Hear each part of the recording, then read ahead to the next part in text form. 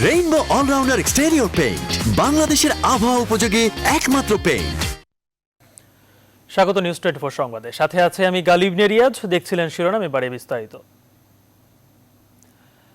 আদালতেই প্রতারণার সব অভিযোগ স্বীকার করেছেন রিজেন্ট চেয়ারম্যান মোহাম্মদ শাহেদ। রোববার রিমান্ডের জন্য আদালতে তোলা হলে এই স্বীকারোক্তি দেন তিনি। প্রতারণার অভিযোগে শাহেদকে 4 মামলায় 28 দিনের রিমান্ডে পাঠিয়েছেন আদালত। এর আগেও টানা 10 দিনের রিমান্ডে ছিলেন শাহেদ। আলী তালুকদারের প্রতিবেদন। ভুয়া প্রতিষ্ঠানের মাধ্যমে করোনার স্বাস্থ্য সুরক্ষা সামগ্রী সরবরাহ, অসংখ্য করোনার ভুয়া রিপোর্ট আর প্রতারণা করে কোটি কোটি টাকা আত্মসাতের অভিযোগে রিজেন্ট চেয়ারম্যান মোহাম্মদ শাহেদকে রোববার সকালে নেওয়া হয় মুখ্য মহানগর হাকিমের আদালতে। 14 জুলাই সাতক্ষীরা সীমান্ত থেকে আটকের পর 10 দিনের রিমান্ড শেষে দ্বিতীয় দফায় রিমান্ড আবেদন করা হয় ঢাকার মহানগর হাকিম রাজেশ চৌধুরীর আদালতে। আদালত প্রতারণা সহ 4 মামলায় শাহেদকে 28 দিনের রিমান্ডে পাঠান, আর তার প্রতিষ্ঠানের এমডি মাসুদ পারভেজকে 3 মামলায় 7 দিন করে 21 দিনের রিমান্ড মঞ্জুর করেন। 7 দিন করে রিমান্ড মঞ্জুর করেছে 4টি মামলায়। 3টি মামলায় মাসুদ পারভেজ জড়িত, আরেকটা মামলায় সম্পৃক্ত না, সেখানে তাকে ই করা হয়নি। সিভিল নেচারের, হ্যাঁ, এবং সিম্পল অল্প দিনের রিমান্ড জিজ্ঞাসাবাদের সুযোগ দিলে সমস্যা নাই। ফৌজদারি কার্যবিধি অনুযায়ী তার সাথে এই রিমান্ডের বিষয়টা বিবেচনা করা হবে। আদালতে শাহেদ প্রতারণার সব কথা স্বীকার করেন বলেও জানান রাষ্ট্রপক্ষের আইনজীবী। সেটা হচ্ছে আদালতে সে কিন্তু এগুলো দোষ স্বীকার করেছে। সে বলেছে, হ্যাঁ, আমি এই সমস্ত অপরাধের সাথে জড়িত। সাতক্ষীরা থেকে গ্রেপ্তারের সময় শাহেদের কাছ থেকে অস্ত্র ও গুলি উদ্ধার করে র্যাব। এই সংক্রান্ত মামলায় শাহেদের 10 দিনের রিমান্ড মঞ্জুর করে সাতক্ষীরার আমলি আদালতের বিচারক রাজীব রায়। তাকে রিমান্ড মঞ্জুর করে। আলী তালুকদার, নিউজ 24, ঢাকা। এদিকে পদ্মা ব্যাংক থেকে 1 কোটি টাকা আত্মসাতের অভিযোগে শাহেদের বিরুদ্ধে আরও 1 মামলার অনুমোদন দিয়েছে দুদক। তার বিরুদ্ধে অর্থ আত্মসাৎ, নিম্নমানের মাস্ক,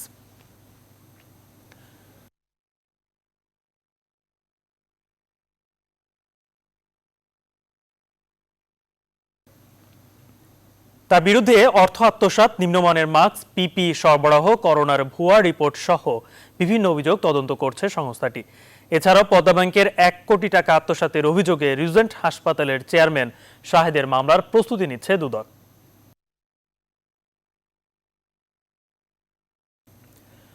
বঙ্গবন্ধু শেখ মুজিব মেডিকেল বিশ্ববিদ্যালয়ের নকল মাস্ক সরবরাহের মামলায় গ্রেপ্তার ঢাকা বিশ্ববিদ্যালয়ের সহকারী রেজিস্ট্রার শারমিন জাহানকে সাময়িক বরখাস্ত করেছে বিশ্ববিদ্যালয় প্রশাসন। রোববার বিশ্ববিদ্যালয়ের জনসংযোগ দপ্তরের এক বিজ্ঞপ্তিতে বলা হয়, মোছাম্মদ শারমিন জাহান শিক্ষা ছুটিতে থাকা অবস্থায় অনুমতি ছাড়াই ব্যবসা প্রতিষ্ঠান গড়ে ব্যবসা বাণিজ্য পরিচালনা করেছিলেন, যা বিশ্ববিদ্যালয়ের বিধি বিধান ও চাকরি শৃঙ্খলা পরিপন্থী। তারপর নকল N90 মাস্ক সরবরাহের অভিযোগে নিয়মিত মামলা ও পুলিশ রিমান্ডে থাকায় শারমিন বিশ্ববিদ্যালয়ের মর্যাদা ও ভাবমূর্তি ক্ষুণ্ণ করেছেন। এরই প্রেক্ষিতে ঢাকা বিশ্ববিদ্যালয়ের সহকারী রেজিস্ট্রার শারমিন জাহানকে চাকরি থেকে সাময়িকভাবে বরখাস্ত করার সিদ্ধান্ত নেয় বিশ্ববিদ্যালয় প্রশাসন। নিম্নমানের মাস্ক, পিপি ও স্বাস্থ্য সরঞ্জাম কেলেঙ্কারির পর এখনও ধরাছোঁয়ার বাইরে স্বাস্থ্য খাতের সবচেয়ে বড় সরবরাহকারী জিএমআই। ওই ঘটনায় বেশ কয়েকজন সরকারি কর্মকর্তা পদচ্যুত হলেই অদৃশ্য কারণে কোনো ব্যবস্থার বাইরে থেকে গেছে প্রতিষ্ঠানটি। একই কারণে মাস্ক প্রতারণা কাণ্ডে ধরাছোঁয়ার বাইরে তমা কনস্ট্রাকশন, এলান কর্পোরেশন সহ আরও 4 প্রতিষ্ঠান। টিআইবি বলছে, এসবের দৃষ্টান্তমূলক বিচার না হলে বাড়বে দুর্নীতির আগ্রাসন। বিস্তারিত দেখুন ফখরুল ইসলামের রিপোর্টে। আসল N95 মাস্কের বদলে সরকারি হাসপাতালগুলোয় সরবরাহ হয়েছে নিম্নমানের এমন নকল N95 মাস্ক। মহামারীর শুরু থেকেই সংকটকে ব্যবহার করে এমন প্রতারণা করেছে বেশ কয়েকটি প্রতিষ্ঠান। কেলেঙ্কারি ফাঁসের শুরুটা রাজধানীর মুগদা হাসপাতালে সরবরাহ করা নিম্নমানের মাস্কের কার্যকারিতা পুনর্মূল্যায়নের চিঠিতে। আর এই মাস্ক কেলেঙ্কারিতে জড়িত স্বাস্থ্য খাতের সবচেয়ে বড় সরবরাহকারী জিএমআই। কিন্তু প্রতিষ্ঠানটির অনিয়ম দুর্নীতির বিচার কি হয়েছে? বরং উল্টো পদচ্যুত হন মুগদা জেনারেল হাসপাতাল ও সিএমএসডির তৎকালীন পরিচালক। আর সরবরাহ করা নকল মাস্ক ফিরিয়ে নিয়ে ক্ষমা চেয়ে ঘটনা ধামাচাপা দেয় জিএমআই। গ্রুপের চেয়ারম্যান আব্দুর রাজ্জাক দুর্নীতি দমন কমিশনে জবানবন্দি দিয়ে এখন ধরাছোঁয়ার বাইরে। মাস্ক নিয়ে প্রতারণার অভিযোগ তমা কনস্ট্রাকশনের বিরুদ্ধেও 3 লাখ পিস মাস্ক সরবরাহের কাজ নিয়ে কোম্পানিটি প্রতারণার আড়ালে N95 মাস্ককে চালানের সংখ্যায় দেয় কম।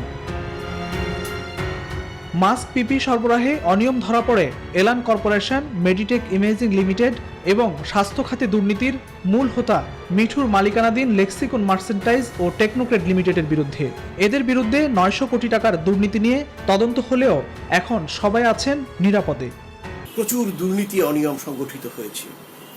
এর সাথে যুক্ত কিছু কিছু প্রতিষ্ঠানের বিরুদ্ধে ব্যবস্থা নেওয়া হয়েছে, আবার তমা কনস্ট্রাকশন, জিএমআই ইত্যাদির বিরুদ্ধে কোনো ব্যবস্থা নেওয়া হয়নি।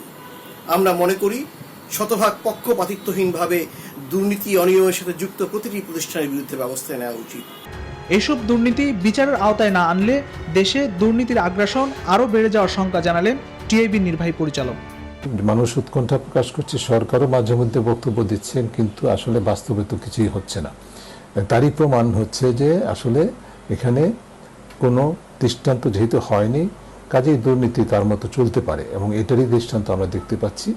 যে কোনো দুর্নীতির বিরুদ্ধে দৃষ্টান্তমূলক শাস্তির নজির তৈরি না হলে আস্থার সংকট আরও বাড়বে বলে জানান ডক্টর ইফতেখারুজ্জামান। ফখরুল ইসলাম, নিউজ 24, ঢাকা। পাকিস্তানের প্রধানমন্ত্রী ইমরান খানের ফোন কল কিংবা উন্নয়ন সহযোগী হয়ে চীনের হাত বাড়িয়ে দেওয়া কোনো কিছুই বাংলাদেশ ভারত সম্পর্কের উপরে প্রভাব ফেলবে না বলে মনে করছেন দুই দেশের কূটনীতিক ও আন্তর্জাতিক সম্পর্ক বিশ্লেষকরা। পররাষ্ট্রমন্ত্রী একে আব্দুল মোমেন বলেন, ভারতের সাথে বাংলাদেশের যে ঐতিহাসিক সম্পর্ক তা বিশ্বাসের, বন্ধুত্বের, আর এই সম্পর্ককে অনন্য উচ্চতায় নিয়ে গেছেন প্রধানমন্ত্রী শেখ হাসিনা ও নরেন্দ্র মোদী। বাংলাদেশ ভারত সম্পর্ক নিয়ে লাকমিনা জেসমিন সোমার রিপোর্ট। বৈষম্য আর পরাধীনতার শৃঙ্খল ভেঙে পৃথিবীর মানচিত্রে বাংলাদেশ নামে একটি স্বাধীন সার্বভৌম রাষ্ট্র জন্ম দিতে মুক্তিযোদ্ধাদের সাথে কাঁধে কাঁধ মিলিয়ে যুদ্ধ করেছিল ভারতীয় সেনারা। ঐতিহাসিকভাবেই বাংলাদেশ ভারত বন্ধুত্বপূর্ণ সম্পর্কের ভিত গড়ে ওঠে বঙ্গবন্ধু ও ভারতের তৎকালীন প্রধানমন্ত্রী ইন্দিরা গান্ধীর হাত ধরে। আর সেই সম্পর্ককে অনন্য উচ্চতায় নিয়ে গেছেন বঙ্গবন্ধু কন্যা প্রধানমন্ত্রী শেখ হাসিনা ও ভারতের প্রধানমন্ত্রী নরেন্দ্র মোদী, বলছেন পররাষ্ট্রমন্ত্রী একে আব্দুল মোমেন। ভারত আমাদের নিবিড়, আপনার ঐতিহাসিকভাবে আমাদের বন্ধু, আর চায়না সম্প্রীতিকালে আমাদের একটি ডেভেলপমেন্ট পার্টনার। মোদী সরকার আসার পরে কত আমাদের বর্ডার প্রবলেম রিজলভ হয়ে গেল। আমাদের প্যান্ডেমিকের সময় ভারত সরকার যেভাবে এসেছে এই ফান্ডটা নিয়ে, এবং তার ফলে আমরা আমাদের প্রতিবেশী রাষ্ট্রগুলো সাহায্য করতে পেরেছি। সাম্প্রতিককালে দেশের বিভিন্ন মেগা প্রকল্পে উন্নয়ন সহযোগী হিসেবে হাত বাড়িয়েছে চীন। টেলিফোনে বাংলাদেশের সাথে সম্পর্ক উন্নয়ন করতে চেয়েছেন পাকিস্তানের প্রধানমন্ত্রী ইমরান খানও। তবে আঞ্চলিক রাজনীতির এসব কোনো ঘটনাই বাংলাদেশ ভারত বন্ধুত্বপূর্ণ সম্পর্কের উপর নেতিবাচক প্রভাব ফেলবে না বলে মনে করছেন উভয় দেশের কূটনীতিক ও আন্তর্জাতিক সম্পর্ক বিশ্লেষকরা। একটা টেলিফোন কল মানে দুজন প্রাইম মিনিস্টার কথা বলবে, এতে আপত্তি তো নেই। আমি তো আপত্তি কিছু দেখি না। দুটি দেশ যখন সম্পর্ক হয় তাদের একটা ইতিহাস থাকতে হবে। সবকিছুই বাংলাদেশ এবং ভারতের আছে, ভারত বাংলাদেশ আছে। অদূর ভবিষ্যতে আমি দেখতে পাচ্ছি না যে তাদের ভিতরে কোনো রকমের সম্পর্কের ছেদ হতে পারে। বাংলাদেশ ভারতের সম্পর্ক চীন বাংলাদেশের সম্পর্কের তুলনা করা যায় না। আমার মনে হয় ভারতবর্ষের সঙ্গে বাংলাদেশের সম্পর্ক যা আছে সেটা আরো দৃঢ় হবে, আরো পরিষ্কার হবে, আরো ভালো হবে। চায়নার সঙ্গে বাংলাদেশের সম্পর্ক গড়াতে ভারতবর্ষের খুব একটা কিছু চিন্তিত হওয়ার কোনো কারণ নেই, কারণ এটা কোয়াইট ন্যাচারাল। দ্বিপাক্ষিক ও আঞ্চলিক উন্নয়নের স্বার্থে এখনও অনেক অভিন্ন ইস্যুতেই বাংলাদেশ ভারতের এক হয়ে কাজ করার সুযোগ রয়েছে বলে অভিমত দুই দেশের বিশেষজ্ঞদের। ভারতবর্ষের সঙ্গে যেখানে বাংলাদেশের সুসম্পর্ক আরো দৃঢ় হতে পারে সেটা হচ্ছে কানেক্টিভিটি ইস্যুতে। আরো আমাদের ট্রেন, আরো আমাদের রাস্তায় চলাচল, আরো আমাদের লোকজনের আসা যাওয়া আরো বাড়াবার দরকার। আমাদের সম্পর্কের স্টেবিলিটি অনেক বেশি, আমাদের বাইল্যাটারাল অনেক কিছু হচ্ছে। আঞ্চলিক রাজনীতির যে কোনো পরিবর্তিত পরিস্থিতিতে বাংলাদেশ ভারত সম্পর্ক অমলিন থাকবে বলে অভিমত উভয় দেশের কূটনীতিক সম্পর্ক বিশ্লেষকদের। লাকমিনা জেসমিন সোমা, নিউজ 24, ঢাকা। স্বাস্থ্য অধিদপ্তরের সমন্বয়হীনতা আর অব্যবস্থায় এবার করোনা টেস্টের রিপোর্ট পেতে বিলম্ব হওয়ায় ফ্লাইট মিস সহ চরম ভোগান্তিতে বিদেশগামীরা। করোনা টেস্ট করতে আসা বিদেশগামীরা বলছেন, স্যাম্পল কালেকশন ঠিকমতো হলেও রিপোর্ট পেতে লাইনে দাঁড়িয়ে থাকতে হচ্ছে ঘন্টার পর ঘন্টা। তবে প্রবাসী কল্যাণ মন্ত্রী জানিয়েছেন শীঘ্রই প্রবাসী শ্রমিকদের করোনা টেস্ট করার জন্য আলাদা ল্যাব চালু করা হবে। বিস্তারিত জানাচ্ছেন হাবিবুল ইসলাম হাবিব। বেলা 2টা থেকে করোনা টেস্টের রিপোর্ট দেওয়ার নির্ধারিত সময়, তাই এই দীর্ঘ অপেক্ষা। এর মধ্যে অনেকেরই ফ্লাইট 8 থেকে 10 ঘন্টা পরে, ফলে মনের মধ্যে শেষ মুহূর্তে ফ্লাইটে উঠতে পারা না পারা নিয়ে অস্বস্তি আর আতঙ্ক। অথচ এই বিশাল লাইনে দাঁড়িয়ে থাকা মানুষের করোনা টেস্ট রিপোর্ট দেওয়া হচ্ছে মাত্র একটি বুথে। এ যেন টিকিটের চেয়েও বড় কিছুর আকাঙ্ক্ষা। এত ভোগান্তির মাঝে ছোট্ট একটি অনিয়মের কথা জানান কুমিল্লা থেকে আসা জাহাঙ্গীর। দীর্ঘ 17 বছরের প্রবাস জীবনে অনিয়ম দেখলে তার প্রতিবাদ ও সমাধান পেয়েছেন, কিন্তু নিজ দেশে প্রতিটি পদে পদে অনিয়ম আর প্রতারণায় যেন নির্বাক তিনি। এছাড়া টেস্ট রিপোর্ট না পাওয়া, ফ্লাইট মিস সহ যেন ভোগান্তির অন্ত নেই এই রেমিটেন্স যোদ্ধাদের। ওই দেশের কানুন আর আমাদের দেশের কানুন অনেক ডিফারেন্ট। গুলচকর পাসপোর্টের উপর করছি 5 টাকা করে 10 টাকা, এখন এখানে করছি 20 টাকা করে। ফর্ম ফিল আপ করার জন্য কোনো সেবা নাই। রিপোর্ট পাইছে অমীমাংসিত, নেগেটিভ আসে না, পজিটিভ আসে না, যার কারণে তার ফ্লাইট ক্যান্সেল হয়েছে। আজকে রাত্রে ফ্লাইট আমার, এখন সেখানে দাঁড়াইছি। ওনারা কখন রিপোর্ট দেবে, আর রিপোর্টের অবস্থা দেখেন কি ধীর গতিতে দিচ্ছে ওনারা। এসব অব্যবস্থাপনার বিষয় তুলে ধরলে আইসোলেশন সেন্টারের পরিচালক জানান, টেস্ট রিপোর্ট তৈরির দায়িত্ব স্বাস্থ্য অধিদপ্তরের হওয়ায় এ বিষয়ে তাদের কোনো এখতিয়ার নেই। স্বাস্থ্য অধিদপ্তরেরই কাজ এটা, এবং আমি যতটুকু জেনেছি যে তাদের লোকবল আরও যখন হবে বাড়বে, তখন তারা হয়তো এটা শুরু করতে পারবে। তবে প্রবাসী কল্যাণ মন্ত্রী জানিয়েছেন, শিগগিরই বিদেশি শ্রমিকদের করোনা টেস্টের জন্য আলাদা ল্যাব নির্ধারণ করা হবে। আমাদের উদ্যোগটা একটু সময় সাপেক্ষ। এখানে তো কোনো টেস্টিং এর ল্যাব বসাতে, এখানে মানে আমার বিল্ডিং এ প্রথম কথা হলো যন্ত্র কিনে আনতে হবে। তো করোনা টেস্ট নিয়ে এমন ভোগান্তির চিত্র দেশের নির্ধারিত অন্য বুথগুলোতেও। হাবিবুল ইসলাম হাবিব, নিউজ 24, ঢাকা। করোনা পরীক্ষার নমুনা দেওয়া এবং সেই পরীক্ষার পর রিপোর্ট পেতে বিলম্ব হওয়ায় বিপাকে পড়েছেন বিদেশগামীরা। এতে তাদের নির্ধারিত ফ্লাইট পেতে সমস্যার সৃষ্টি হচ্ছে। ভোগান্তি এড়াতে নমুনা দেওয়ার 24 ঘন্টার মধ্যে রিপোর্টের ব্যবস্থা করার দাবি জানিয়েছেন তারা। তবে দায়িত্বপ্রাপ্তরা বলছেন, সরকারি বেঁধে দেওয়া নিয়মের কারণেই এমনটা হচ্ছে। ব্যুরো রিপোর্টারদের তথ্যচিত্রে ডেস্ক রিপোর্ট। বন্দরনগরী চট্টগ্রামে বিদেশগামী যাত্রীদের করোনা নমুনা পরীক্ষায় দেখা দিয়েছে নানা জটিলতা। ঘন্টার পর ঘন্টা অপেক্ষা করেও দিতে পারছেন না নমুনা, আর যারা নমুনা দিয়েছে তাদেরও ভুগতে হচ্ছে নানা ভোগান্তিতে। ওখানে কোনো সিরিয়াল মেইনটেইন নেই, মাছ বাজারের মতো হয়ে গেছে। এখন 29 তারিখ আমাদের ফ্লাইট, আমরা ঠিকমতো পাবো কিনা সন্দেহ আছে, জানি না। এদিকে স্বাস্থ্য বিভাগের সমন্বয়হীনতা আর উদাসীনতার কারণে করোনা নমুনা পরীক্ষায় জটিলতা সহ নানা সমস্যার অভিযোগ উঠলেও একথা মানতে নারাজ জেলা সিভিল সার্জন। আমরা যথাযথভাবে চেষ্টা করতেছি, কিন্তু আসলে 72 ঘন্টার মধ্যে এই বাধ্যবাধকতাটা কঠিন। বরিশালেও করোনা পরীক্ষা ও তার রিপোর্ট নিয়ে বিড়ম্বনায় পড়েছেন বিদেশ গমনোচ্ছু ব্যক্তিরা। 26শে জুলাই বিকাল 6টা থেকে কাম শুরু হয়েছে, কিন্তু বরিশালে এই বিকেলবেলা স্যাম্পল দেওয়ার কোনো সুযোগ নেই। আমরা শুধু এখানে স্যাম্পল কালেকশন করে আমরা সিভিল সার্জন মহোদয়ের কাছে আমরা পাঠাই। একই চিত্র সিলেট নগরীতেও 23 জুলাই থেকে আলাদা বুথে নমুনা সংগ্রহের ব্যবস্থা করা হয়, কিন্তু বিমানের পক্ষ থেকে সঠিক সময়ে নিবন্ধনের তারিখ না জানানোয় ভোগান্তিতে যাত্রীরা। করোনা রিপোর্টটা আমরা কবে পাইমু, কবে যাইমু, আমরা বিদেশ যাইতে পারবো কি না পারবো, আমরা অনেক সমস্যায় আছি। টিকিট ডেট মানে আমার অ্যাপ্রুভেশন ডেট 31 তারিখ, ওইটা মিস্টেক হইব বিধায় আমি নতুন টিকিট করছি। বিদেশগামী ব্যক্তিদের সনদ সংগ্রহের জন্য দেশের 64টি জেলার মধ্যে মাত্র 14টি জেলায় করোনা পরীক্ষার ব্যবস্থা রাখা হয়েছে। Text report, news 24। স্বাস্থ্যসেবার মান বৃদ্ধি ও অনিয়ম রোধে 9 সদস্যের টাস্কফোর্স গঠন করেছে স্বাস্থ্য মন্ত্রণালয়। রোববার এ সংক্রান্ত প্রজ্ঞাপন জারি করা হয়। প্রজ্ঞাপনে বলা হয়েছে, কোভিড-19 প্রতিরোধ ও আক্রান্ত রোগীদের সরকারি ও বেসরকারি হাসপাতালে চিকিৎসা সেবা প্রদান নিশ্চিতকরণে কাজ করবে এই টাস্কফোর্স, যেখানে আহ্বায়ক হিসেবে দায়িত্ব পালন করবেন স্বাস্থ্যসেবা বিভাগের একজন অতিরিক্ত সচিব। এছাড়া জনপ্রশাসন মন্ত্রণালয়, স্থানীয় সরকার বিভাগ, অর্থ বিভাগ ও জননিরাপত্তা বিভাগের 5 জন যুগ্ম সচিব এবং রোগ নিয়ন্ত্রণ শাখার পরিচালক ও আইইডিসিআর-এর পরিচালকও রয়েছেন টাস্কফোর্সে। কোভিড-19 চিকিৎসা সংক্রান্ত অভিযোগ ও তথ্য পর্যালোচনা করে প্রয়োজনীয় পদক্ষেপ নেবে এই টাস্কফোর্স। ভালো কাজ করার চেষ্টা থাকবে বলে প্রত্যয় জানিয়েছেন স্বাস্থ্য অধিদপ্তরের নতুন নিয়োগ পাওয়া মহাপরিচালক অধ্যাপক ডাক্তার ABM খুরশিদ আলম। সকালে স্বাস্থ্য মন্ত্রণালয়ের মন্ত্রী এবং সচিবের সঙ্গে সাক্ষাৎ করতে সচিবালয়ে আসেন তিনি। লম্বা বৈঠকের পর সাংবাদিকদের ডিজি বলেন, স্বাস্থ্য খাতের ভালো দিকটা যেমন তুলে ধরবেন, ঠিক তেমনি মন্দ দিকটাও তুলে ধরে সমালোচনা করবেন। তবে নিজের কর্মপরিকল্পনা নিয়ে পরে আনুষ্ঠানিক বৈঠক করবেন বলে জানান নতুন ডিজি। আমরা অবশ্যই ভালো করার চেষ্টা করব। আপনাদের কাছে অনুরোধ, কারণ মিডিয়া দেখেন, আপনারা আমাদেরকে সাহায্য করলেই আমরা এগিয়ে যেতে পারবো।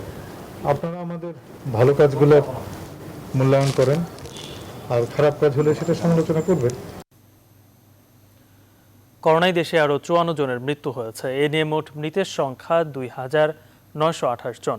আর নতুন করে শনাক্ত ধরা পড়েছে 2275 জনের। মোট আক্রান্ত 2,23,453 জন। আরও সুস্থ হয়েছেন 1792 জন। রোববার নিয়মিত ব্রিফিংয়ে এসবও জানায় স্বাস্থ্য অধিদপ্তর। পরীক্ষা হয়েছে গত 24 ঘন্টায় 10,078টি। 24 ঘন্টায় যা নমুনা পরীক্ষা হয়েছে তাতে শনাক্ত হয়েছে 2,275 জন। 24 ঘন্টায় সুস্থ হয়েছেন 1,792 জন। গত 24 ঘন্টায় মৃত্যুবরণ করেছেন 54 জন। এদিকে সারা বিশ্বে করোনা ভাইরাসের দ্বিতীয় ঢেউয়ে আগের চেয়ে বেশি খারাপ অবস্থার দিকে যাচ্ছে কোনো কোনো দেশ। সংকটজনক অবস্থায় রয়েছে যুক্তরাজ্য, অস্ট্রেলিয়া ও স্পেনের মতো উন্নত দেশগুলো। গেল কয়েকদিন ধরে স্পেনে প্রতিদিন 1 থেকে 2,000 মানুষ নতুন করে করোনায় আক্রান্ত হচ্ছে। যুক্তরাষ্ট্রেও অব্যাহত রয়েছে প্রবল মাত্রায় সংক্রমণ। 24 ঘন্টায় সবশেষ খবরে দেশটিতে আক্রান্ত হয়েছে আরও প্রায় 26,000 মানুষ। ব্রাজিল এরই মধ্যে 24 লাখ ছাড়িয়ে গেছে সংক্রমণ। দেশটির প্রেসিডেন্ট জেইর বোলসোনারোর কয়েক দফা পজিটিভ আসার পর কোভিড টেস্ট নেগেটিভ এসেছে। ভারতের অবস্থাও বেশ নাজেহাল। নতুন করে আক্রান্ত প্রায় 50,000 মানুষ, মারা গেছে 713 জন। এ নিয়ে সারা বিশ্বে মোট সংক্রমণ 1,63,00,000 বেশি মানুষ, আর মোট মৃত্যু ছাড়িয়েছে 6,50,000।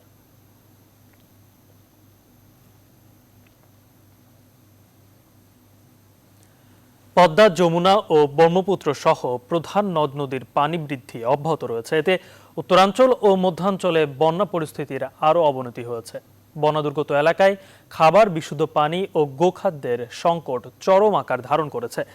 সরকারি তথ্য বলছে 1 মাসের মধ্যে 3 দফায় দেশের 31টি জেলা বন্যা কবলিত হয়েছে। দুর্গত এলাকায় পানিবন্দী প্রায় 40 লাখ মানুষ। প্রতিনিধিদের তথ্য ও চিত্রে ডেস্ক রিপোর্ট।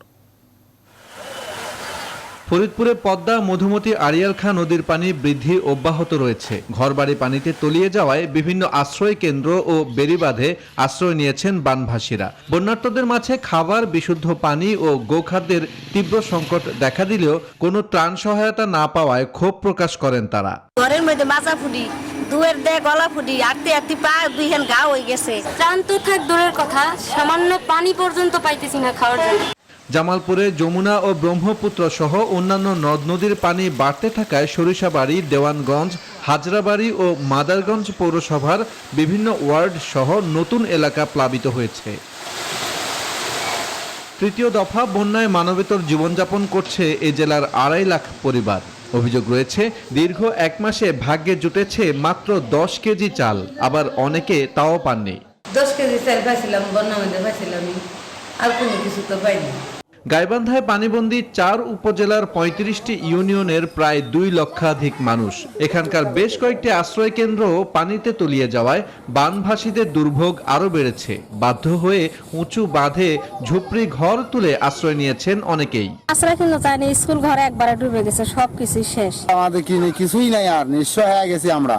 কুড়িগ্রামে বন্যা পরিস্থিতির অবনতি হয়েছে। গেল 26 দিন ধরে পানিবন্দী থাকলেও ত্রাণ সহায়তা না পাওয়ায় পরিবার পরিজন নিয়ে মানবেতর জীবনযাপন করছেন বানভাসীরা। বন্যা দুর্গত এলাকায় ছড়িয়ে পড়েছে পানিবাহিত নানা রোগ। তবে 28 জুলাই থেকে নদ নদীর পানি কমতে পারে বলে ধারণা করছে পানি উন্নয়ন বোর্ড। বন্যা পরিস্থিতি আরো অবনতি ঘটবে এবং এটা আরো কয়েকদিন বন্যা পরিস্থিতি থাকবে। দেন 27 তারিখ বা 28 তারিখের পরবর্তী থেকে হয়তো পানিটা আবার কমা শুরু হবে। এদিকে সুনামগঞ্জের সুরমা নদীর পানি কমতে শুরু করেছে। এতে জেলায় বন্যা পরিস্থিতির কিছুটা উন্নতি হলেও দুর্ভোগ কমেনি বানভাসীদের। Desk report, news 24। এবারে বন্যা দীর্ঘায়িত হবে বলে আশঙ্কা করেছেন প্রধানমন্ত্রী শেখ হাসিনা। তবে বন্যা মোকাবেলায় সব প্রস্তুতি সরকারের আছে বলেও জানান তিনি। আওয়ামী লীগের ধানমন্ডি কার্যালয়ে দলের বৈঠকে ভিডিও কলের মাধ্যমে যুক্ত হয়ে একথা বললেন প্রধানমন্ত্রী। রোববার বিকেলে সম্পাদক মণ্ডলীর এই জরুরি সভায় বন্যা কবলিত এলাকাগুলোই বানভাসীদের পাশে দাঁড়াতে স্থানীয় আওয়ামী লীগ নেতাকর্মীদের নির্দেশ দেন দলের সভাপতি। বলেন, করোনা সংক্রমণের কারণে কেন্দ্রীয় নেতাদের আপাতত বন্যা কবলিত স্থানে যাওয়ার প্রয়োজন নেই।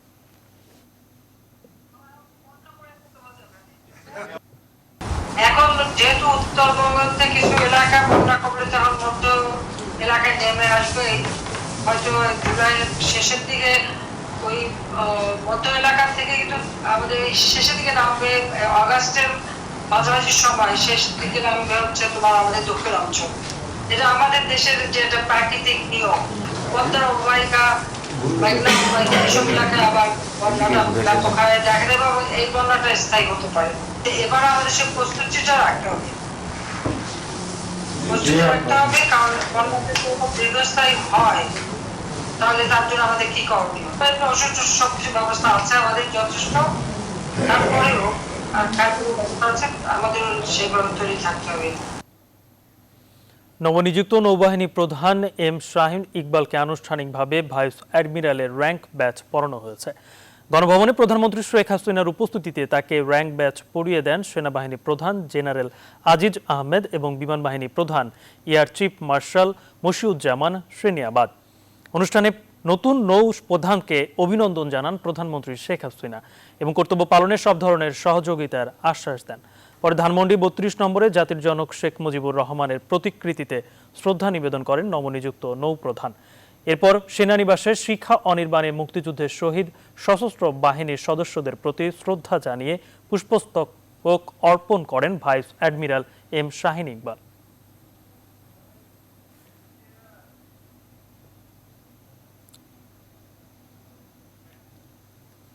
সংবাদে নিচ্ছে একটি বিরতির সঙ্গেই থাকুন।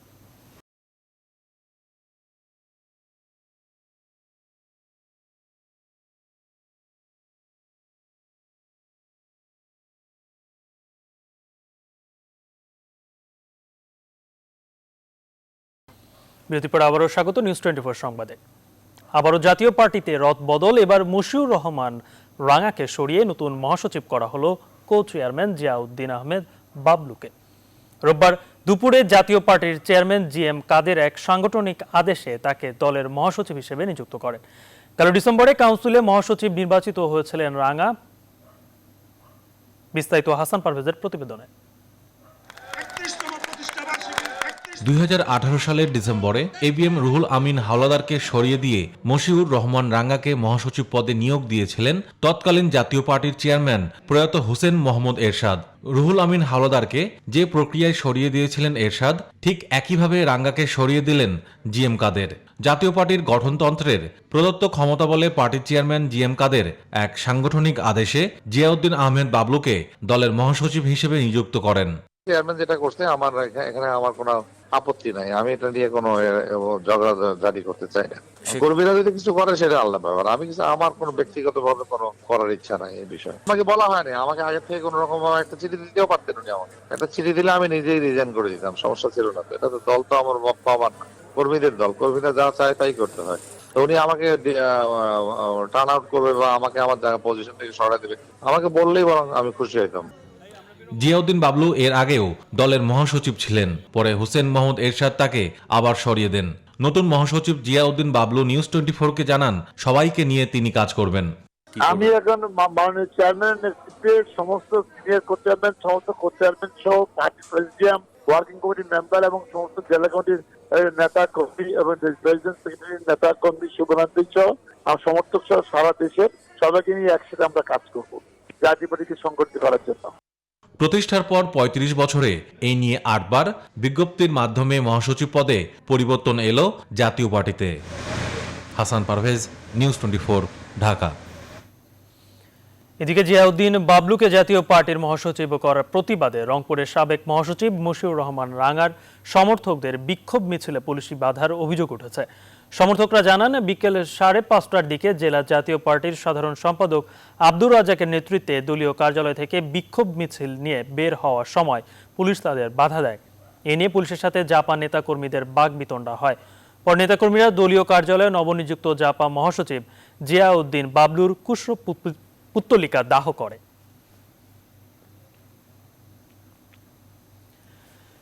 ই কমার্স ভিত্তিক দেশীয় অনলাইন মার্কেটপ্লেস eveli.com.bd-তে পাওয়া যাবে বসুন্ধরা ফুড চেইনের সব খাবার। দেশের বৃহত্তম শিল্পগোষ্ঠী বসুন্ধরা গ্রুপের মালিকাধীন 3টি চেইন রেস্টুরেন্ট বাবা রাফি বাংলাদেশ, সানফ্লাওয়ার রেস্টুরেন্ট এবং দ্য ফুড হলের খাবার এখন থেকে ইভ্যালিতে অর্ডার করতে পারবেন গ্রাহকরা। রোববার এই উপলক্ষে প্রতিষ্ঠান দুটির মধ্যে একটি সমঝোতা চুক্তি সই হয়। রাজধানীর বসুন্ধরা ইন্ডাস্ট্রিয়াল হেডকোয়ার্টার 2-এ আয়োজিত চুক্তি স্বাক্ষর পর্বে বসুন্ধরা গ্রুপের ভাইস চেয়ারম্যান সাফওয়ান সোবহান তাজভির ও পরিচালক ইয়েসা সোবহান এবং ইভ্যালির চেয়ারম্যান শামিমা নাসরিন ও ব্যবস্থাপনা পরিচালক মোহাম্মদ রাসেল উপস্থিত ছিলেন। এ সময় ইয়েসা সোবহান বসুন্ধরা গ্রুপের পক্ষে, শামিমা নাসরিন ইভ্যালির পক্ষে চুক্তিপত্রে স্বাক্ষর করেন। এই চুক্তি অনুসারে বসুন্ধরা আবাসিক এলাকা, বসুন্ধরা সিটি শপিং কমপ্লেক্স এবং পূর্বাচল 300 ফিট সড়ক সংলগ্ন মেহেদি ফুড কোর্ট সহ রাজধানীতে অবস্থিত বসুন্ধরা ফুড চেইনের আওতাভুক্ত রেস্টুরেন্টগুলোর খাবার ইভ্যালিতে অর্ডার করতে পারবে গ্রাহকরা।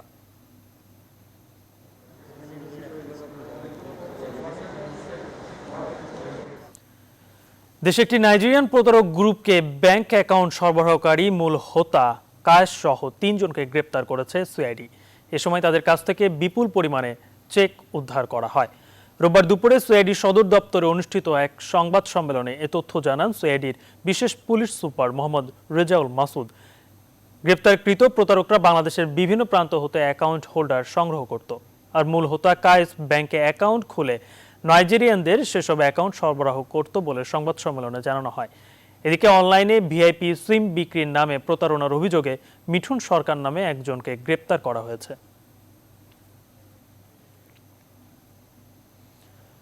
মুক্তিযুদ্ধের অন্যতম সংগঠক প্রবীণ আওয়ামী লীগের নেতা আলহাজ সালাউদ্দিন আহমেদ চৌধুরী মারা গেছেন। ইন্না লিল্লাহি ওয়া ইন্না ইলাইহি রাজিউন। তিনি প্রধানমন্ত্রী শেখ হাসিনার সাবেক প্রোটোকল অফিসার আলাউদ্দিন আহমেদ চৌধুরী নাসিমের বাবা। মৃত্যুকালে সালাউদ্দিন আহমেদ সহধর্মিনী 3 ছেলে 1 মেয়ে, নাতি নাতনি ও আত্মীয় স্বজন সহ গুণগ্রাহী রেখে গেছেন। রোববার বাদ এশা গুলশান সোসাইটি মসজিদে মরহুমের প্রথম নামাজের জানাজা অনুষ্ঠিত হয়। আর সকাল 10টায় গুথুমা চৌধুরী বাড়ির মাঠে জানাজা শেষে রাষ্ট্রীয় মর্যাদায় পারিবারিক কবরস্থানে দাফন করা হবে। পরশুরাম উপজেলা আওয়ামী লীগের উপদেষ্টা পরিষদের সদস্য মুক্তিযোদ্ধা সালেউদ্দিন আহমেদ চৌধুরীর মৃত্যুতে গভীর শোক ও দুঃখ প্রকাশ করেছেন প্রধানমন্ত্রী শেখ হাসিনা।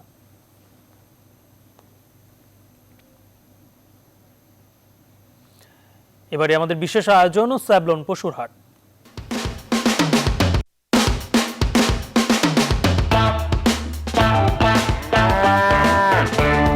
জীবাণুমুক্ত থাকার কন্ট্রোল হাতে রাখি বলেই আমরা নিশ্চিন্ত। Savlon complete family protection. পুরোপুরি জমে ওঠেনি রাজধানীর 2 সিটির কোরবানির পশুর হাটগুলো। দেশের বিভিন্ন জেলা থেকে পশুর হাটগুলোতে আসতে শুরু করেছে ট্রাক বোঝাই গরু। হাটগুলোতে যথারীতি মানা হচ্ছে না স্বাস্থ্যবিধি। তবে নতুন বাস্তবতায় লোকসানের আশঙ্কা করছেন গরুর ব্যাপারীরা। রাজধানীর কয়েকটির হাট ঘুরে জানাচ্ছেন সৈয়দ রায়হান।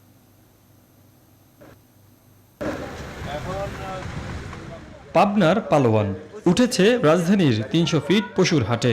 বিক্রেতা এর দাম হাঁকাচ্ছেন 15 লক্ষ টাকা। তবে ক্রেতাদের কাছ থেকে এত বড় আকারের এই গরুর তেমন সাড়া না পাওয়ায় অনেকটা হতাশ গরু পালনকারী।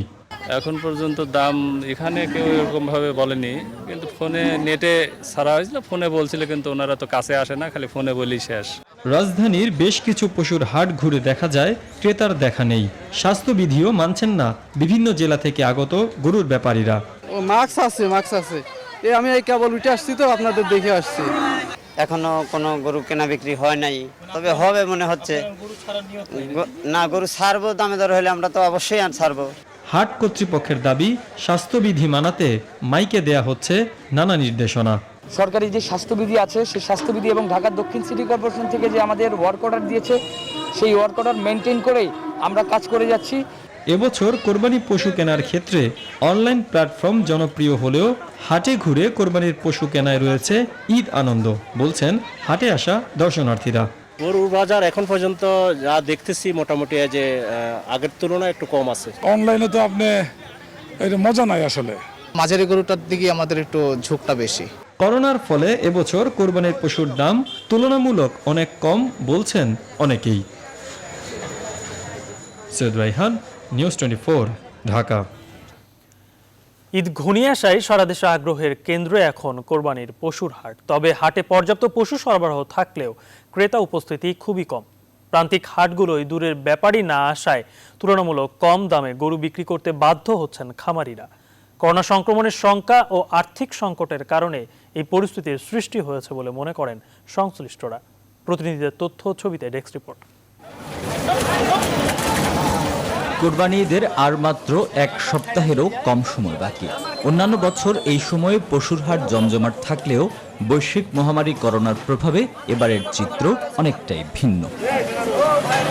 চাঁপাইনবাবগঞ্জে ছোট বড় সব মিলিয়ে 23টি পশুর হাট বসেছে।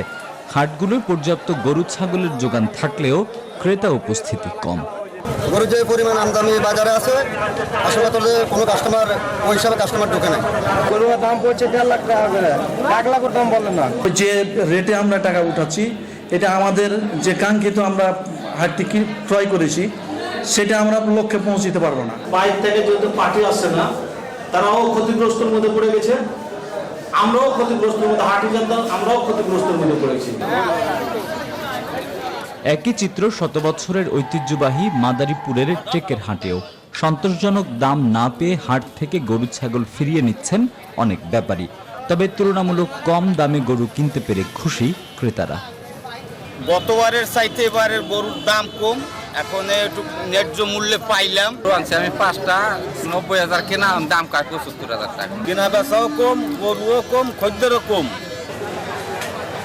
গোপালগঞ্জের হাটগুলোতেও নেই বেচা বিক্রি। গরুর দাম তুলনামূলক গত বছরের থেকে অনেক কম। গরু মানুষ দেখছে কিন্তু কোনো গরু কিনা কোনো লোক নেই, কোনো কেনা বেচা নাই হাটে। এখন আমরা বাড়ি যাব, যে গাড়ি ভাড়া দিব ওইটা আমাদের ব্যয় হবে। তাও দাম দর করতেছে কিন্তু হয়তো কারোর সাথে দামে মিশতেছে না আর কেনা বেচা হচ্ছে না, যার জন্য ঘুরে ঘুরে মানুষ চলে যাচ্ছে। তবে করোনা সংক্রমণ রোধে স্বাস্থ্যবিধি মেনে চলার বিষয়ে পশুর হাটগুলোয় প্রশাসনের তেমন কোনো তৎপরতা লক্ষ্য করা যায়নি। Desk report, news 24। এবারও কমানো হলো সব ধরনের চামড়ার দাম। গেল বছরের চেয়ে 20 থেকে 29 ভাগ কমিয়ে কোরবানির চামড়ার দাম নির্ধারণ করেছে বাণিজ্য মন্ত্রণালয়। রোববার চামড়া ব্যবসায়ীদের সাথে এক অনলাইন বৈঠকে নতুন দাম ঘোষণা করেন বাণিজ্য মন্ত্রী টিপু মুন্সি। ঢাকায় লবণযুক্ত গরুর চামড়ার দাম নির্ধারণ করা হয়েছে প্রতি বর্গফুট 35 থেকে 40 টাকা, যা ঢাকার বাইরে 28 থেকে 30 টাকা। এছাড়া সারা দেশে খাসির চামড়ার দাম নির্ধারণ করা হয়েছে 13 থেকে 15 টাকা, আর বকরির চামড়ার দাম নির্ধারণ করা হয়েছে 8 থেকে 10 টাকা প্রতি বর্গফুট। এ সময় বাণিজ্যমন্ত্রী জানান, বিশ্বজুড়ে চামড়ার চাহিদা কমায় এই সিদ্ধান্ত। আন্তর্জাতিক বাজারে কাঁচা চামড়ার মূল্য তারা আজকের অবস্থা বিবেচনা করে এবং যারা কিনবেন বা চ্যানেল সবাই সাথে আলোচনা করে একটা ব্যালেন্স অবস্থা, একটা মাঝামাঝি অবস্থা করা হয়েছে যাতে সবগুলি রক্ষা করা যায়, কেউ যদি বঞ্চিত না হয়। আবার ওভার প্রাইসের কারণে ব্যবসা ক্ষতিগ্রস্ত। আমরা ওয়েট গুলো ব্লু এবং কাঁচা চামড়া দুটো রপ্তানির সুযোগও রেখেছি। ইসলাম ধর্মের প্রধান 5 স্তম্ভের মধ্যে অন্যতম হজ। এবার অন্যান্য ভাষার পাশাপাশি বাংলায়ও হজের খুতবা দেওয়া হবে। 2019 সালে 5টি ভাষায় অনুবাদ করা হয় হজের খুতবা।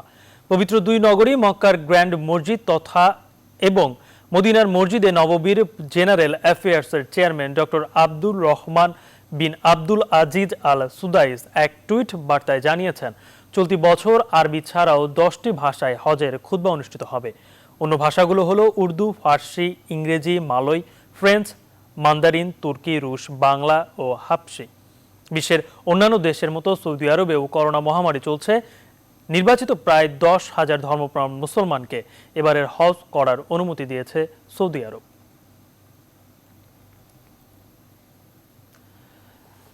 আল জাজিরায় সাক্ষাৎকার দিয়ে মালয়েশিয়া সরকারের রোষানলে পড়া বাংলাদেশি অভিবাসী রায়হান কবিরের পক্ষে লড়ার ঘোষণা দিয়েছেন দেশটির 2 আইনজীবী।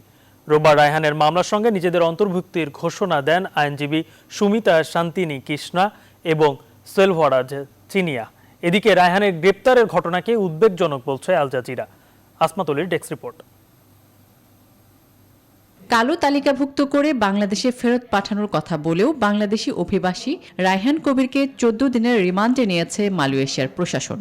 দেশটির স্বরাষ্ট্র মন্ত্রণালয় জানায়, তদন্তের স্বার্থেই তাকে রিমান্ডে নেওয়া হয়েছে। menghukum mereka ke apa, tetapi তবে রোববার দেশটির গণমাধ্যম মালয় জানিয়েছে আইনজীবী সুমিতা কৃষ্ণা এবং শেলভরাজ চিনিয়া রায়হানের হয়ে আইনি লড়াইয়ে নামছেন। এরই মধ্যে তারা আসামির সঙ্গে দেখা করার সময়ও চেয়েছেন। ভুক্তভোগীর পরিবার থেকে এই দুজনকে নিয়োগ দেওয়া হয়েছে। রায়হান কবিরের বিষয়ে মালয়েশিয়া সরকারের সঙ্গে যোগাযোগ করছে বাংলাদেশ দূতাবাস। বাংলাদেশের রাষ্ট্রদূত মোহাম্মদ শহীদুল ইসলাম বলেন, শিগগিরই বিষয়টি নিয়ে মালয়েশিয়ার সরকারের সঙ্গে আলাপ করে পরবর্তী পদক্ষেপ নেওয়া হবে। অন্যদিকে রায়হানকে গ্রেফতার ও তার প্রতি মালয়েশিয়ার সরকারের আচরণকে উদ্বেগজনক বলছে আল জাজিরা কর্তৃপক্ষ।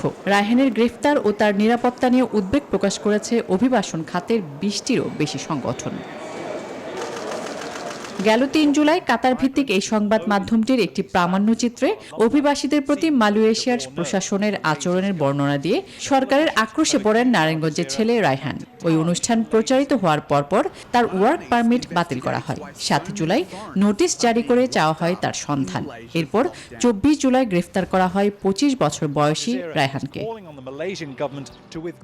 আসমাতুলি, নিউজ 24। সংবাদে নিচ্ছে আরো একটি বিরতি, সঙ্গেই থাকুন।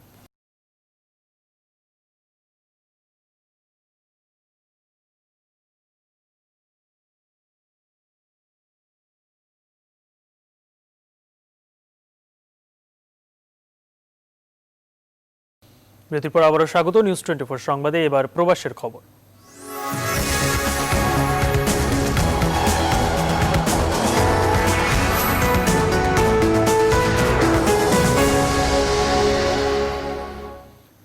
কঠোর শৃঙ্খলার মধ্যেও জার্মানিতে নতুন করে ছড়াচ্ছে করোনা সংক্রমণ। সেখানকার সবশেষ খবর জানিয়েছেন প্রবাসী সাংবাদিক খান লিটন।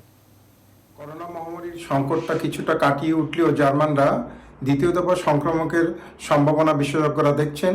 যে সমস্ত জার্মান নাগরিক তথা জার্মানিতে বসবাসরত মানুষ দেশের বাইরে থেকে ফেরত আসতেছেন বা ছুটি কাটিয়ে আসছেন, তারা তাদের সাথে করোনা ভাইরাস নিয়ে আসছেন বলে শঙ্কা করা হচ্ছে। এজন্য সমস্ত বিমানবন্দরগুলোতে করোনা ভাইরাস টেস্ট বিনামূল্যে করার সুযোগ করে দেওয়া হয়েছে, তবে বাধ্যতামূলক নয়। রাষ্ট্রপতিতে ঢোকার পরে 3 দিনের মধ্যে তাদের করোনা টেস্টের জন্য অনুরোধ করা হয়েছে এবং 14 দিন কোয়ারেন্টাইন তো রয়েছে। তবে এই ক্ষেত্রে কেউ কেউ মনে করছেন প্রথমত প্রথম দিনে সংক্রমিত হলে তার পজিটিভ ধরা নাও করতে পারে, যার জন্য এয়ারপোর্টে একবার টেস্ট করা হলেও 3-4 দিন পরে আবারও টেস্টের জন্য মতামত দিয়েছেন বিশেষজ্ঞ দল। হ্যাঁ, এভাবেই বিভিন্ন বিমানবন্দরগুলিতে 16টি রাজ্য সরকার এই নিয়ম বেঁধে দিয়েছেন, সবাইকে করোনা টেস্ট করতে হবে। তবে সেটা বাধ্যতামূলক নয়, সে এয়ারপোর্টে হোক বাড়িতে হোক করোনা টেস্টের নেগেটিভ থাকলেই তখন সে স্বাভাবিক চলাফেরা বা স্বাভাবিক জীবনযাপন করতে পারবেন। বরঞ্চ তাকে না হলে 14 দিন কোয়ারেন্টাইন থাকতে হবে। আর এই 14 দিন কোয়ারেন্টাইনের সময় স্থানীয় স্বাস্থ্য মন্ত্রণালয়ের সাথে নিয়মিত যোগাযোগ রক্ষা করতে হবে, তিনি ভালো আছেন সুস্থ আছেন এই খবরটি দিতে হবে। আর অসুস্থ হলে সাথে সাথেই ক্লিনিকে বা স্বাস্থ্য মন্ত্রণালয়ের সাথে যোগাযোগ করতে হবে, আর না হয় তাকে মোটা অঙ্কের জরিমানা গুনতে হবে। বৈশ্বিক করোনা মহামারী এবং সৌদি প্রবাসীদের বর্তমান পরিস্থিতিতে করণীয় নিয়ে আলোচনা সভা করেছে জাতীয় শ্রমিক লীগ দাম্মাম কেন্দ্রীয় কমিটি। স্থানীয় একটি হোটেলে সংগঠনের সভাপতি খন্দকার ইয়াকুব আলীর সভাপতিত্বে সাধারণ সম্পাদক আবুল কালাম আজাদের সঞ্চালনায় সভায় প্রধান অতিথি ছিলেন হাবিবুর রহমান হাবিব। বিশেষ অতিথি ছিলেন আনোয়ার হোসেন, ইউসুফ মিঠু, আলহাজ এনামুল হক তরফদার, জাকির হোসেন, মোহাম্মদ মহসেন, ডাক্তার মিঠু সহ আরও অনেকে। করোনায় আতঙ্কিত না হয়ে ডাক্তারের পরামর্শ নেওয়ার আহ্বান জানান বক্তারা।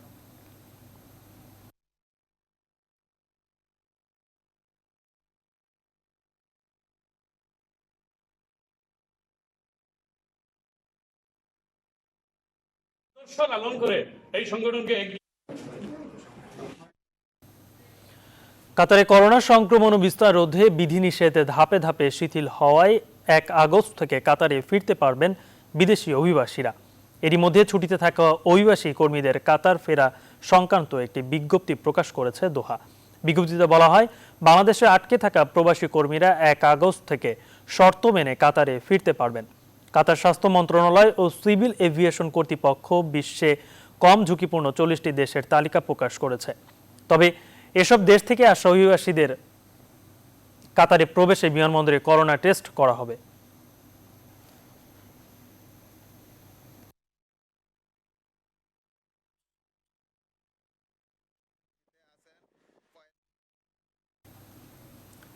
রোমে ইতালি বিএনপির সাবেক সভাপতি শাহ মোহাম্মদ তাইফুর ছোটনের বিরুদ্ধে ইতালি আওয়ামী লীগের রাষ্ট্রদ্রোহিতার অভিযোগের প্রতিবাদে সাংবাদিক সম্মেলন করেছে ইতালিস্থ ব্রাহ্মণবাড়িয়া জেলা বিএনপি।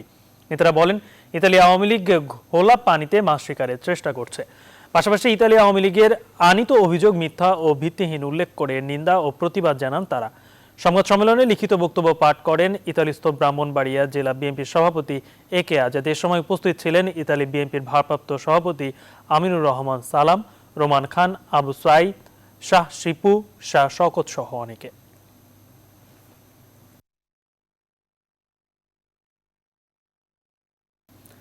মধ্যপ্রাচ্যে বসবাসরত আওয়ামী পরিবারের নেতৃবৃন্দের সঙ্গে ভার্চুয়াল সভা করেছে বাংলাদেশ আওয়ামী লীগের কেন্দ্রীয় প্রচার ও প্রকাশনা সম্পাদক আব্দুস সোবহান গোলাপ এমপি। সভায় সৌদি আরব, দুবাই, কাতার, কুয়েত, বাহরাইন, জর্দান, ওমানের বিভিন্ন অঞ্চল থেকে আওয়ামী নেতৃবৃন্দ অংশগ্রহণ করেন। প্রবাসীদের বিভিন্ন বিষয় নিয়ে আলোচনায় অংশ নেন doctor Rezaul Karim Milan, Mumtaz Chowdhury, Zakir Hossain, Abul Bashir, Mohammad Abdus Salam, M R Mahbub, M A Jalil, Rafiqul Islam, Haider Bhuiyan সহ আরও অনেকে। এ সময় করোনার কারণে নানা সংকটে থাকা প্রবাসীদের পাশে থাকার আহ্বান জানান আব্দুস সোবহান গোলাপ। জাতীয় দুর্যোগ করোনা মহামারী মোকাবেলায় 6টি হাসপাতালে 50টি অক্সিজেন প্রদানকারী হাই ফ্লো নেজাল ক্যানোলা প্রদান করল এসআলম গ্রুপ। হাসপাতালগুলোর মধ্যে রয়েছে ঢাকা মেডিকেল কলেজ হাসপাতাল, বঙ্গবন্ধু শেখ মুজিব মেডিকেল বিশ্ববিদ্যালয়, স্যার সলিমুল্লাহ মেডিকেল কলেজ হাসপাতাল, শহীদ সোহরাওয়ার্দী মেডিকেল কলেজ হাসপাতাল, কুয়েত বাংলাদেশ মৈত্রী হাসপাতাল এবং মুগদা মেডিকেল কলেজ হাসপাতাল। এ উপলক্ষে আয়োজিত অনুষ্ঠানে প্রধান অতিথি হিসেবে উপস্থিত ছিলেন প্রধানমন্ত্রীর বিশেষ সহকারী ও বাংলাদেশ আওয়ামী লীগের দপ্তর সম্পাদক ব্যারিস্টার বিপ্লব বড়ুয়া।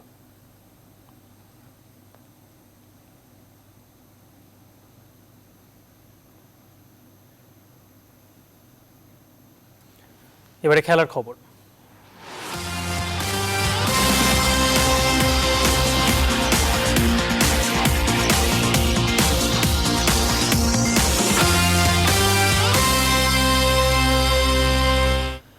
বাংলাদেশ ক্রিকেট বোর্ডের ব্যবস্থাপনায় এক সপ্তাহ ধরে মিরপুর শেরে বাংলায় ব্যক্তিগত অনুশীলন করেছেন মুশফিকুর রহিম। করোনা ভাইরাস মহামারীতে 4 মাসেরও বেশি সময় ঘরবন্দি থাকার সময় ঘরে বসে শুধু ফিটনেস নিয়ে কাজ করেছেন। তবে বিসিবি এমন সুযোগ করে দেওয়ায় দারুণ তৃপ্ত লাল সবুজের এই সেরা ব্যাটসম্যান। তবে শুধু অনুশীলন নয়, ম্যাচ খেলতেও মুখিয়ে আছেন মুশফিক। সবার জন্যই খুবই ডিফিকাল্ট একটা পিরিয়ড ছিল এই লাস্ট 4 মান্থস স্পেশালি। তো আমরা চেষ্টা করেছি বাসা থেকে যতটুকু ফিটনেসের কাজটা স্পেশালি করা যায়। আমি মনে করি বিসিবিকে অসংখ্য ধন্যবাদ, তারা আমাদেরকে এই অপরচুনিটিটা করে দিয়েছেন এবং আমি মনে করি special thanks to cricket operations. তারা এত সুন্দর প্ল্যান ওয়েতে এই প্র্যাকটিস যতটুকুই আমরা 7-8 দিন করেছি এটা খুবই ভালো ছিল এবং ফ্রুটফুল ছিল। করোনা ভীতি কাটিয়ে আবারও মাঠে ফিরছে বাংলাদেশ ফুটবল দল। অক্টোবর ও নভেম্বরে বিশ্বকাপ বাছাইয়ের বাকি ম্যাচগুলোর জন্য 36 সদস্যের প্রাথমিক দল ঘোষণা করেছে বাংলাদেশ ফুটবল ফেডারেশন। 4 নতুন ফুটবলার ডাক পেয়েছেন এই আইসোলেশন ক্যাম্পে। 5 আগস্ট থেকে শুরু হবে খেলোয়াড়দের অনুশীলন। বিশ্বকাপ বাছাই পর্ব কাতার 2022 জন্য আছে। এই 4টা ম্যাচের প্রস্তুতির জন্য আমরা আমাদের ক্যাম্প আনুষ্ঠানিকভাবে অগস্টের 5 তারিখ শুরু করতে যাচ্ছি। তার আগে হয়তো 2টা ফিফা ফ্রেন্ডলি ম্যাচও প্র্যাকটিস ম্যাচও হতে পারে। সেই উল্লেখ করে আমাদের বিশ্বাস যে যদি এই মহামারীর সময় বা ক্যাম্পে প্র্যাকটিস করার সময় ইনজুরি হয়ে যায় বা অসুস্থ হয়ে যায়, সেই জায়গাগুলোতে ওভারকাম করার জন্য আমাদের এনাফ প্লেয়ার্স ফিট থাকে এবং রেডি থাকে। 36টা প্লেয়ার থেকে কোচ অবশ্যই 1 মাসের ভিতরে প্লেয়ারদের সংখ্যা নামিয়ে 25-এ আনবে। ডোপ টেস্টে পজিটিভ প্রমাণিত হওয়ায় 2 বছরের জন্য সব ধরনের ক্রিকেট থেকে নিষিদ্ধ হলেন 2018 অনূর্ধ্ব 19 বিশ্বকাপে বাংলাদেশ দলের সদস্য কাজী অনিক ইসলাম। 2018 জাতীয় ক্রিকেট লিগে ঢাকা মেট্রোর হয়ে খেলা তরুণ এই পেসারকে সন্দেহবশত ডোপ পরীক্ষার জন্য নমুনা দিতে বলা হয়। পরীক্ষা শেষে তখনই কাজী অনিকের শরীরে নিষিদ্ধ ওষুধের উপস্থিতি জানতে পারে বাংলাদেশ ক্রিকেট বোর্ড। ডোপ নেওয়ার দায় স্বীকার করায় 2019 সালের 8 ফেব্রুয়ারি থেকে তার উপরে নিষেধাজ্ঞা কার্যকর হয়েছে। সেই অনুযায়ী 2021 সালের 7 ফেব্রুয়ারি আবারও ক্রিকেটে ফিরতে পারবেন কাজী অনিক। এই ছিল নিউজ 24 সংবাদের সঙ্গে যারা ছিলেন ধন্যবাদ।